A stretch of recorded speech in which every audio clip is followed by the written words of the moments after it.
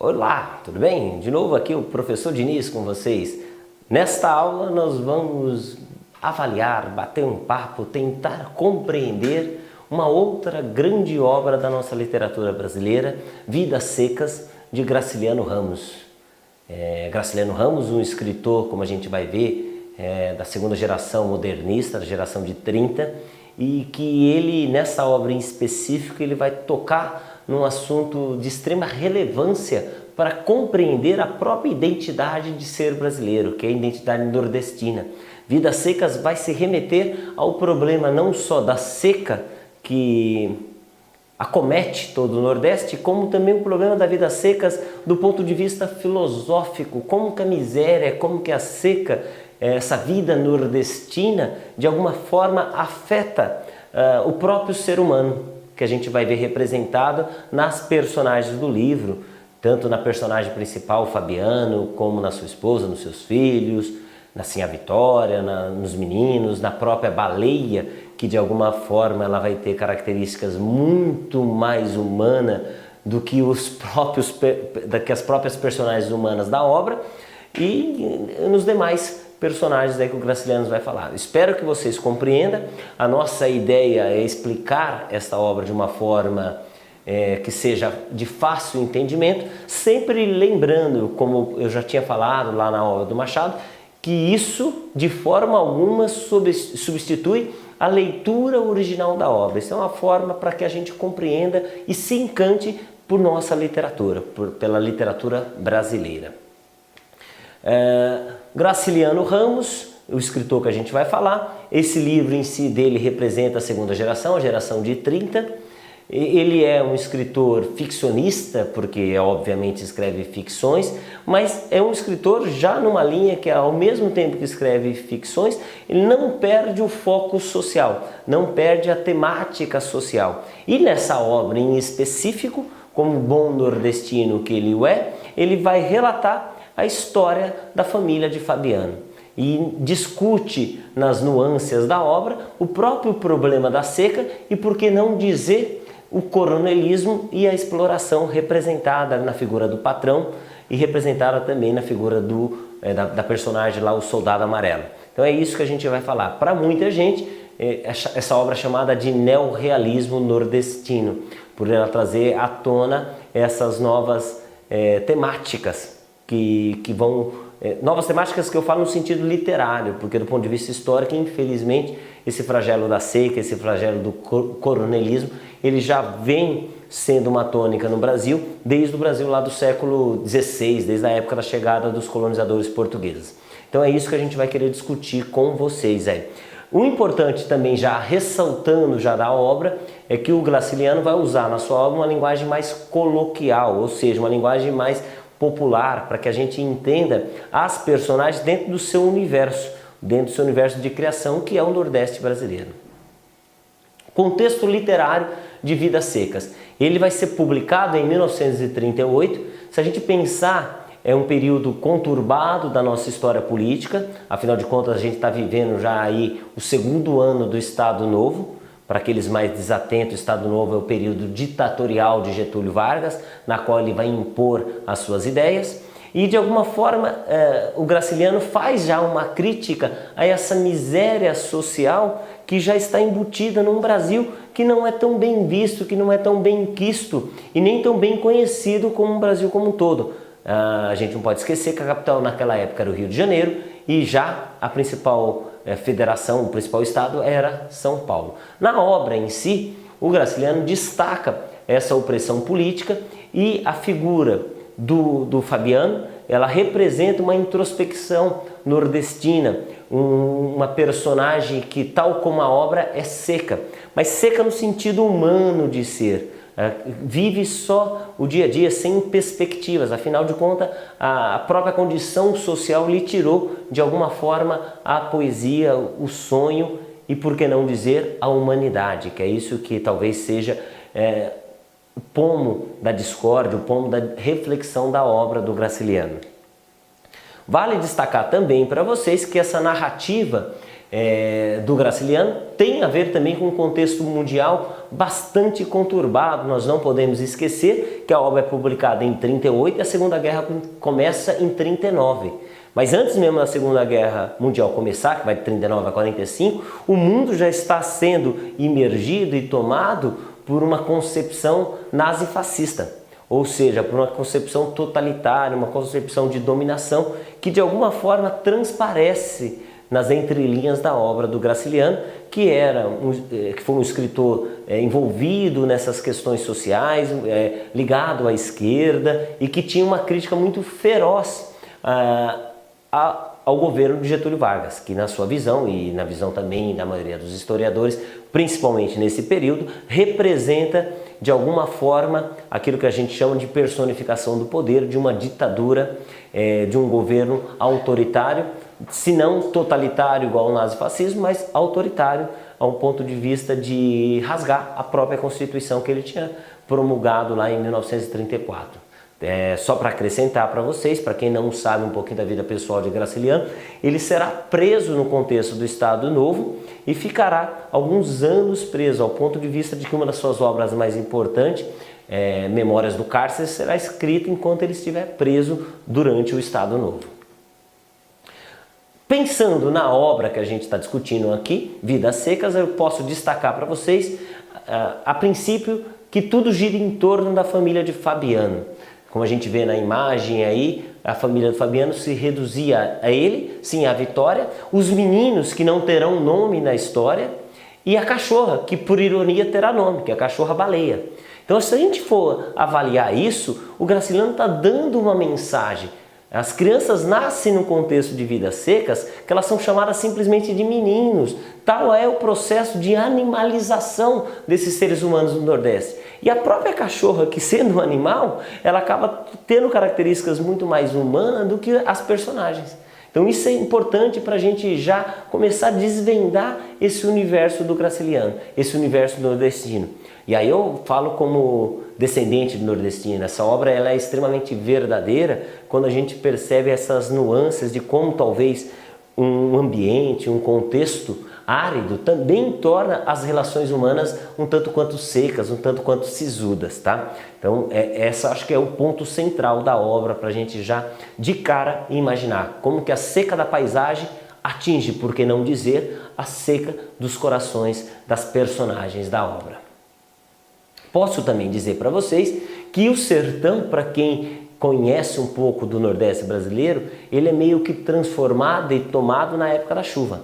Quando a chuva chega no sertão, meio que a vida volta, meio que a esperança ressurge. E é mais ou menos nesse sentido que começa a narrativa do Graciliano. Quando volta a chuva, o Graciliano, que está numas terras, começa a plantar. A princípio aquela terra na época da seca não tinha dono, estava abandonado, o patrão não existia, o dono da terra não existia. E quando ele começa a plantar naquela fazenda abandonada e começa de alguma forma a conseguir a sua sobrevivência, eis que surge uma figura que na obra é chamada de patrão, se identifica como dono da terra, e a personagem Fabiano e a sua família, que até então não sabia da existência de um dono da terra, passa de suposto posseiro daquela terra a empregado deste patrão. E aí aquela vida que a princípio parecia ser toda cheia de esperança, volta à sua, entre aspas, normalidade, uma relação entre uma família pobre e um coronel representado na figura do patrão, que permite que eles fiquem na terra a troco do quê? De trabalho, a troco de que parte do que eles produzirem seja do patrão, a um serviço e a uma relação que lembra até quase com alguns resquícios uma escravidão, com as devidas proporções se a gente for pensar. Um trabalho, ficar na terra em troca de comida. Vale a pena ainda ressaltar que um dos elementos centrais da obra do Graciliano é que as personagens da família do Fabiano, elas não são escravas, mas elas têm que comprar tudo que elas precisam do armazém, que ironicamente, se é que a gente pode dizer assim, pertence ao patrão. E comprar as coisas do armazém significava para aquela família praticamente todo o seu lucro. Então praticamente tudo que elas conseguiam lucrar com aquilo que elas estavam produzindo, com aquela agricultura que na época da chuva estava sendo até próspera, ficava no armazém. Um dos fatos interessantes é que nessas viagens que o Fabiano fazia à cidade, para ir ao armazém, comprar o que a família necessitava, há um encontro que toma bastante significância na obra, que é o dele com o chamado Soldado Amarelo. O Fabiano, meio que iludido, desesperado, ele vai entrar num jogo de baralho. E na obra dá a entender que ele é de alguma forma trapaceado pelo Soldado Amarelo e ele acaba perdendo tudo, e ao se revoltar, quando ele percebe que praticamente toda a sobrevivência da sua família ele tinha jogado fora num jogo de cartas, ele ofende o Soldado Amarelo, que o prende por desacato. E isso fica importante para a gente pensar além do que a obra fala, porque mostra uma relação de poder. A polícia, identificada no Soldado Amarelo, que também não tinha nada de tão íntegro, representa a autoridade e o fim de uma possibilidade de direitos daquele cidadão nordestino, o Fabiano. Tá? Então ele acaba sendo preso e a obra vai mostrar que dentro da sua concepção imaginativa, ele pensa até várias formas de se vingar do Soldado Amarelo, coisa que não acontece, e ele mesmo confessa na obra, um tanto quanto por causa da sua covardia. Que eu questiono, é mais pelas questões da possibilidade.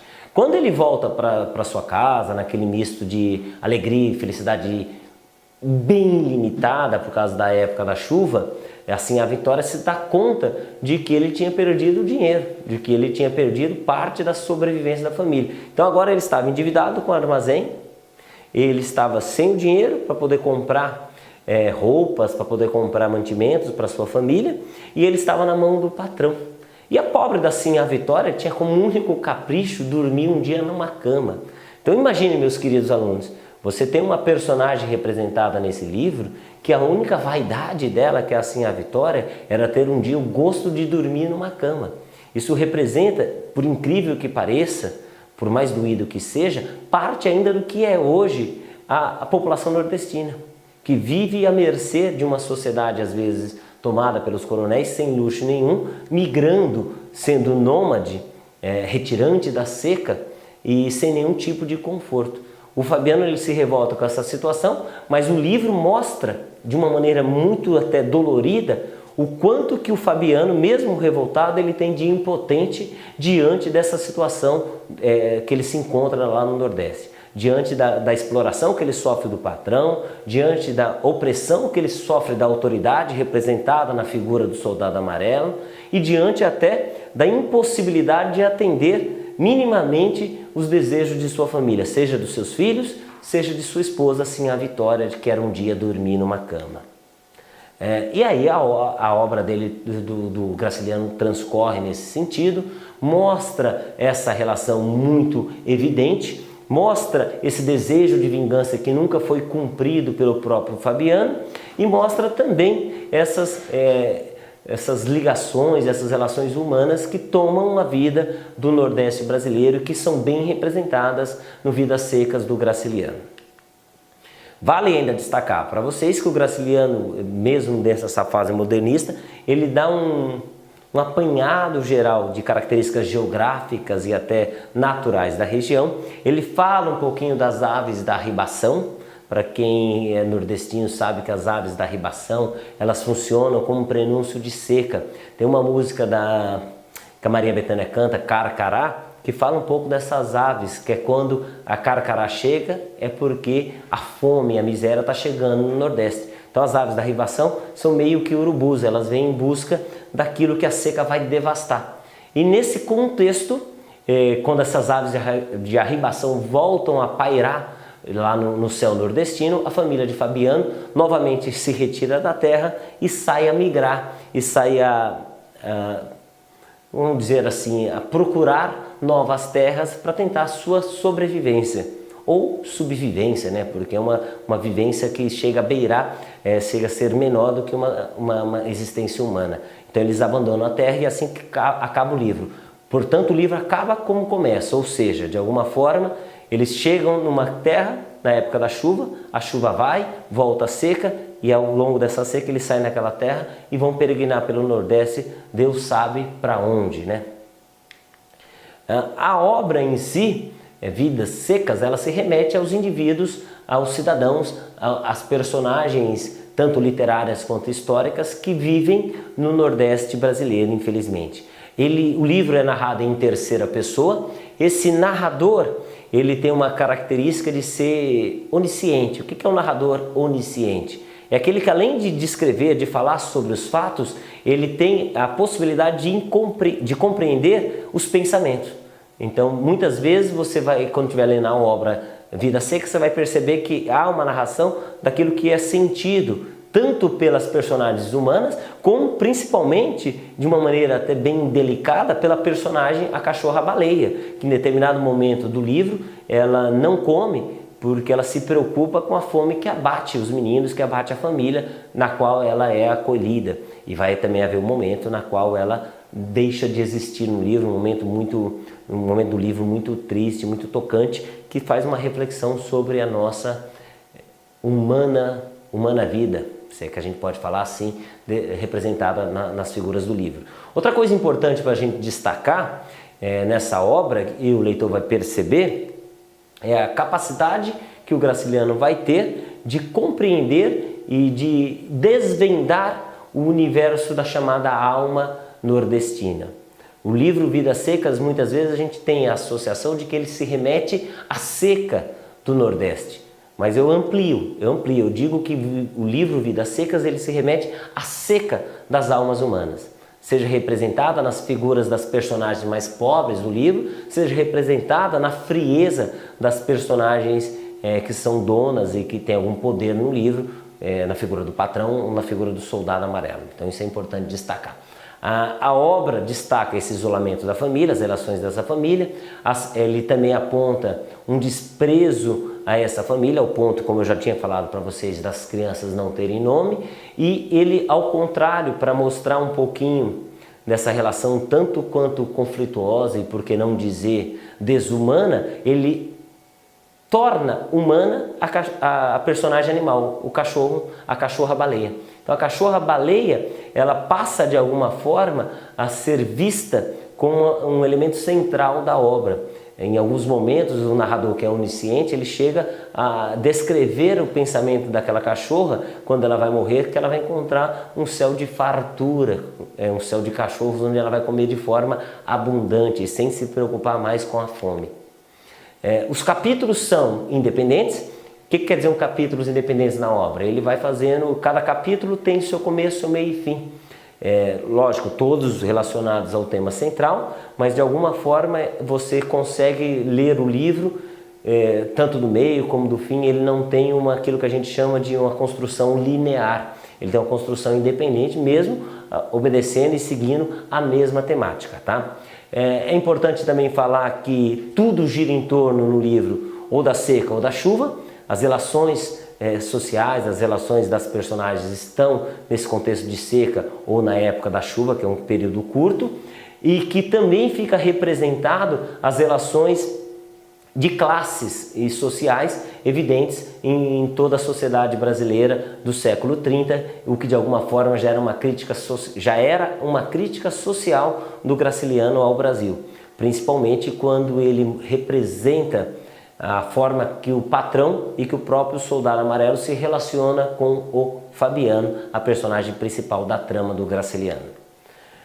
Vale também destacar que essa condição homem-animal ele vai explorar o tempo inteiro e que ele, de alguma forma, o Graciliano vai mostrar o seguinte: nós estamos num ponto, isso na década de 30, imagina hoje, na década de 30 do século 20, o Graciliano fala que existe um ponto da condição humana que ele vai perder as características de ser humano, que ele vai se tornar um animal desprezível, um animal talvez com menos valor do que a própria cachorra-baleia. Isso nos faz pensar. Quando eu penso nessa obra e vejo essa questão da baleia, eu vejo hoje o quanto que tem de ONGs e de sociedades protetoras de animais que se dedicam a vida inteira a cuidar desses animais, não que eles não precisam de cuidar, e são incapazes de direcionar um olhar aos seres humanos que também morrem de fome, numa condição subhumana, numa condição muitas vezes inferior à do próprio animal que elas defendem.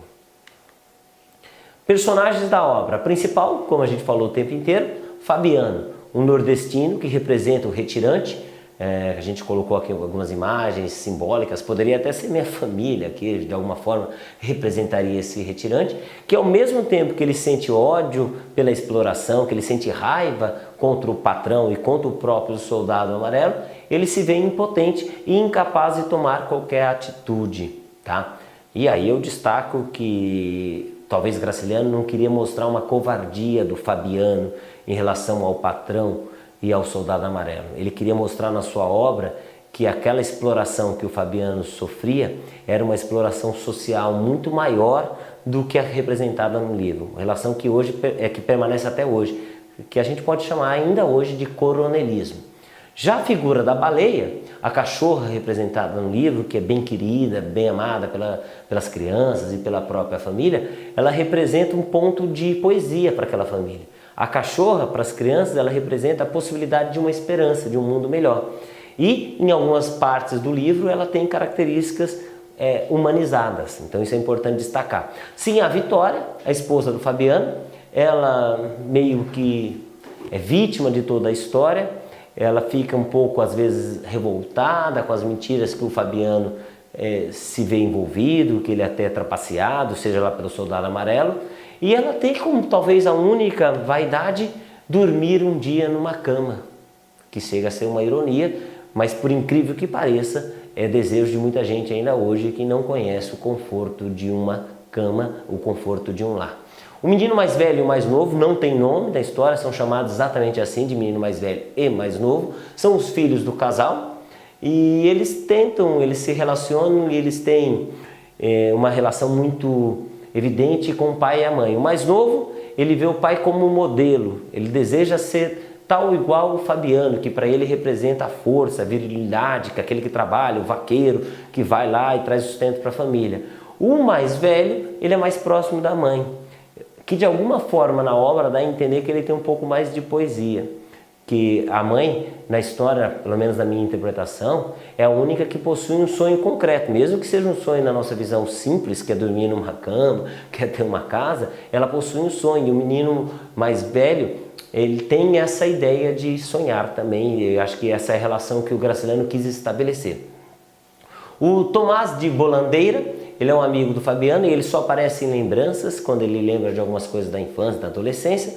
O patrão representa os coronéis, o coronelismo, aquele que chega na terra e fala que é dele e que vai explorar os seus funcionários, em caso especial na obra, a família do Fabiano. E o soldado amarelo, ao mesmo tempo que ele representa a autoridade, que ele vai se aproveitar um pouco da ingenuidade do Fabiano, vai até prendê-lo, acusando de desacato, ele também é uma vítima de poder, haja vista que ele é um soldado pequeno, inserido naquele contexto e que também, de alguma forma, é explorado por todas as relações humanas que regem a vida, ou melhor, as vidas secas do nosso Nordeste brasileiro, representado na obra do Graciliano.